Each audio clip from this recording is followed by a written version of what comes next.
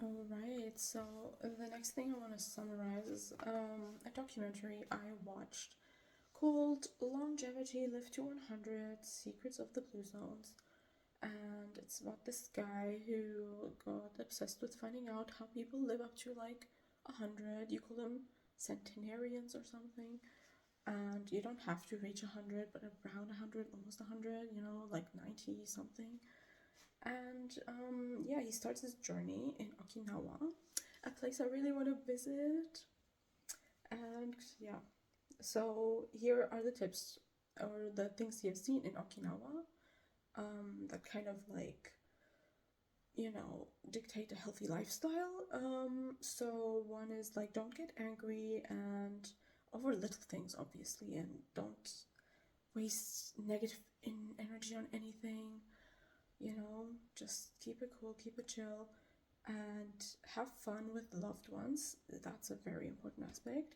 They had oh, like meat, fish, and eggs was only made up 1% of the Okinawan diet, and 67% purple sweet potatoes were consumed in Okinawa, whereas in Japan and the rest of Japan, just 3%. So that's a huge difference. And these sweet potatoes have complex carbs, fiber, active antioxidants, like 150% more than blueberries. And mulberry leaves are good for sore throats, they said. They also had squid ink soup to detox, asa seaweed, mugwort, which is anti-inflammatory, goya, which lowers the blood sugar, and tofu in has several health benefits. It slows cancer and has less cholesterol and lowers cholesterol. And in Okinawa, they had more protein and lower fat than elsewhere in the diet. So they had a huge range of foods which were medicinal, and like shampuru, which is like a dish, herbs, tofu. All these had like fewer calories than a hamburger, obviously.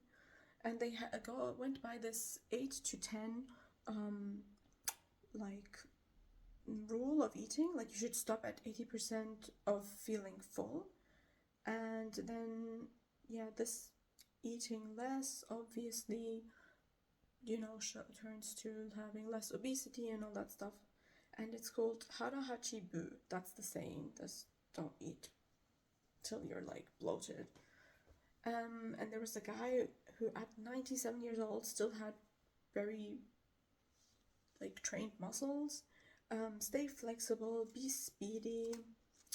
Another tip, they also sometimes didn't have furniture like sofas, so they had to get up from the ground, which obviously trains your muscles, especially your, you know, buttocks and stuff.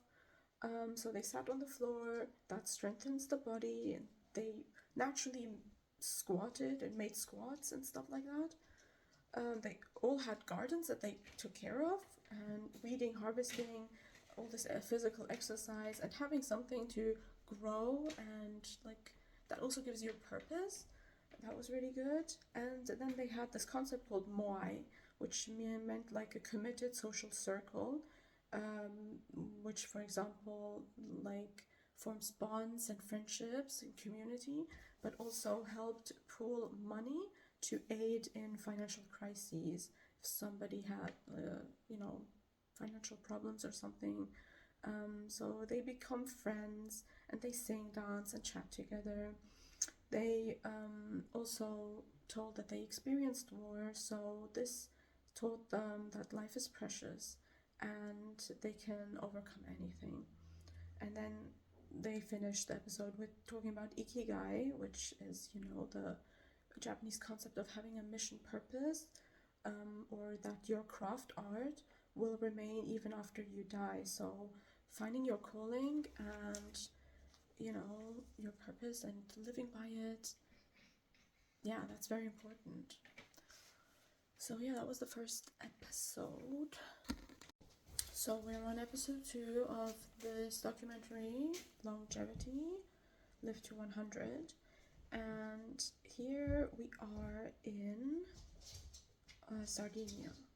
So here there's a lot of steepness, so going up hills is part of their everyday life, which is really important and keeps them fit naturally. They also ate complex carbs, and the way it's prepared matters, like whole grains, greens, beans, instead of supermarket bread. For every male centenarian, so a person who lives up to 100, there's usually 5 female centenarians. But in Sardinia, the ratio is 1:1. And here, the males work as shepherds, mainly. But they're not stressed about it. So stress is something that spikes our glucose levels in our bloodstream. And stress is beneficial when we overcome it. So there is such a thing as positive stress, right? But it has to be to a certain degree, not too much. And social media exposes us to world's problems, but we can't control most of it, so that leaves us like stunted and what do you call that, like not able, like inert, or in a difficult position, between a rock and a hard place. But you can focus on your immediate surroundings, and when you do that, your immediate environment and your immediate circle where you can have an impact that's better for your soul, which is not an excuse to not look at the world's problems, because we're all one, in my opinion. I think it benefits everybody when we are aware of what's going on in different parts of the world, so that we can move forward together and help where we can, whatever way we can. So retirement homes usually lower life expectancy, but in Sardinia, the community takes of the care of the elderly, and the elders are often revered and appreciated for their wisdom, which is a very important aspect, I think, for the elderly to feel that they are still worthy and needed in the community. And both Sardinia and Okinawa are isolated areas geographically, so maybe that plays a role as well to why there are more centenarians and a healthy population, because they know they are amongst themselves and they need to take care of each other. Okay, so now we are still on episode 2 of Longevity, Live to 100.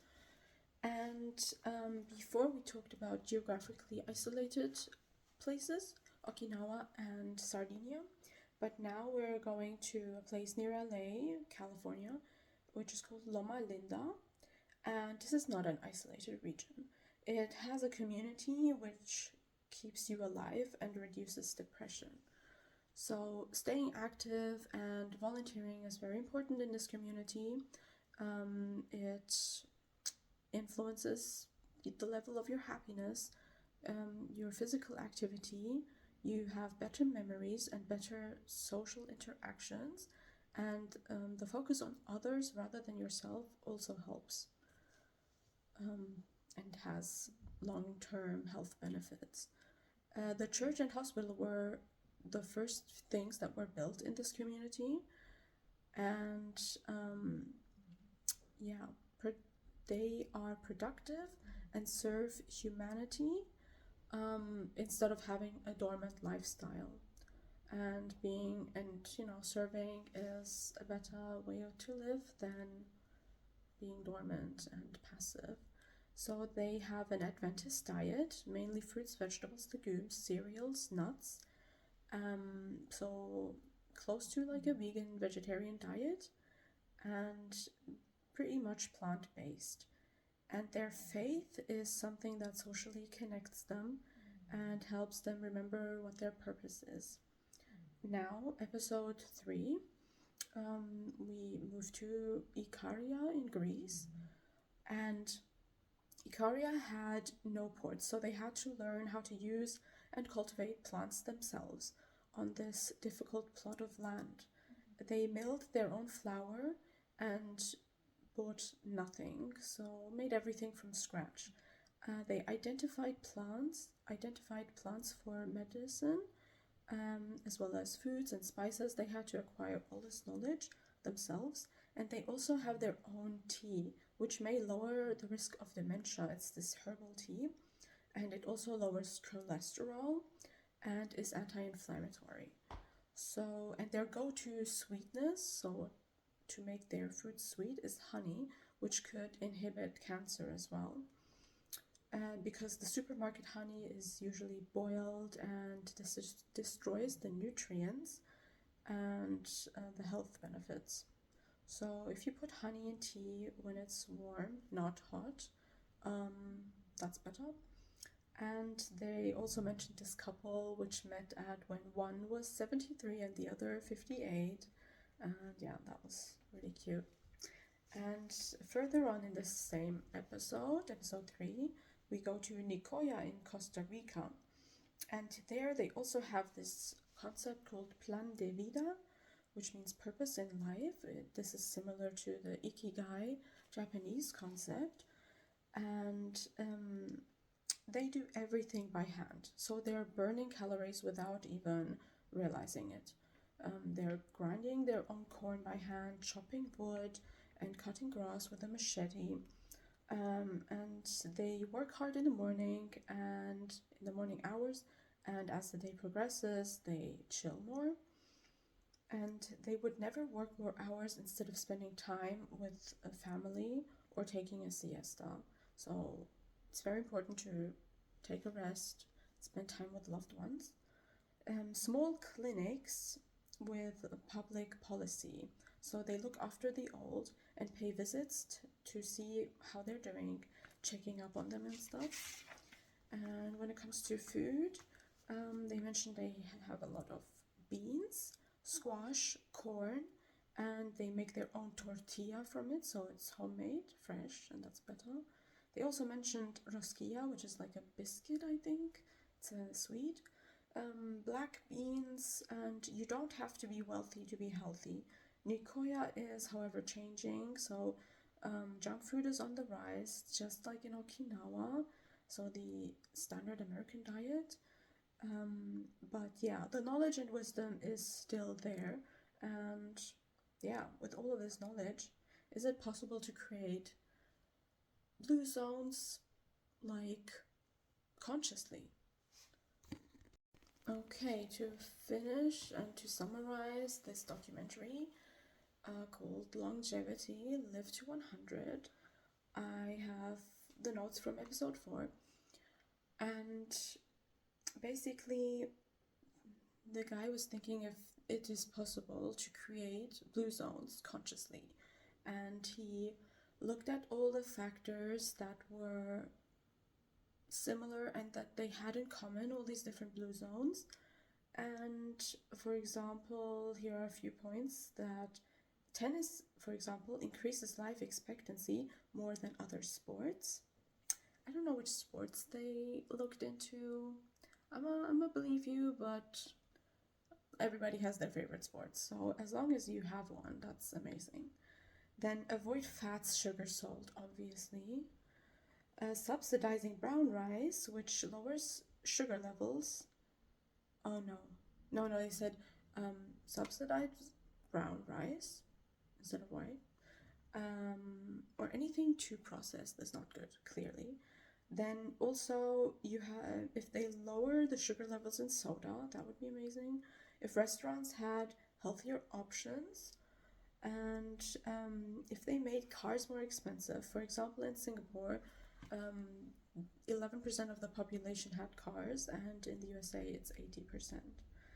So making public transport easy and accessible, that would be amazing. Having parks for community building and friendships, and favoring people over cars. Maybe going for a walk together or to a place instead of using the car or something like that. The elderly and everyone can then walk a lot, especially if there are enough parks and walking spaces. Having a walkable city is so important. I feel for everyone who doesn't have one. Yeah. So they also mentioned this concept called kampung, which I found out is a Malaysian like enclosure or village, but I think it refers to Southeast Asia in general. So it comprises the following: living together, having community, obviously, having people over 55 should be able to own a home. It should have one, probably not to have to worry about, rent and all that stuff. Maybe it should be made easier from a certain age onwards. Then create spaces where people run into each other. That's what kampung comprises as well. So Singapore promotes families living closer together, and they call it the proximity housing grant. Then also he noted that access and ease, like convenience and being like, having technology to do everything for us made us obese and also die early and lazy. So actually, although scarcity and hardships were tough, but that's what provided longevity or helped people maybe be more focused. I'm not saying we should go back into the day and have external factors making our lives more difficult, but maybe it shouldn't be too easy as well, because struggling a little bit, not being too cozy and lazy and stuff can provide a healthier lifestyle and more skills. Like, it's a win-win, and it saves the environment, so only benefits.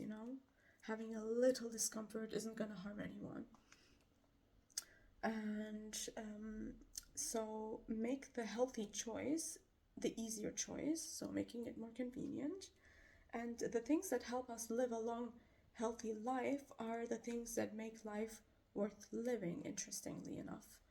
So yeah, anything that's tough to achieve makes it more valuable, right? Like, if you're learning a language, if you could just download it, you won't appreciate it as much as when you put in the hours and the effort to learn the vocab, the grammar, and talk to people and writing text and all that stuff and reading books. So yeah, and then I just have this summary of everything. So in Okinawa, medicinal foods, caloric density, harahachi ru. I'll actually show it. Like there. Down here is my Mob Psycho, or my Mob Psycho notes. But yeah, so harahachi ru, balance, moai, ikigai. In Sardinia, it was steepness, good carbs, control stress, and care for elders. In Loma Linda, it was volunteering, plant-based diet, faith is an important aspect, and having the right tribe, the people who have similar values to you. Then in Ikaria in Greece, herbal tea, raw honey, partnership, wine, dancing and laughing. And in Nicoya, it was plan de vida, do things by hand, slow down. And the three sisters, like beans, squash, and corn. So I'm just gonna show. Ooh, what was that? Okay, I'm trying again. Hope it's readable, like legible. What do you call that? Illegible? Well, readable. Okay. Yeah, so that's everything that I learned from the documentary. Hope it helps, and hope we can all live healthier lifestyles and spread the word to your loved ones so that they can live healthier as well.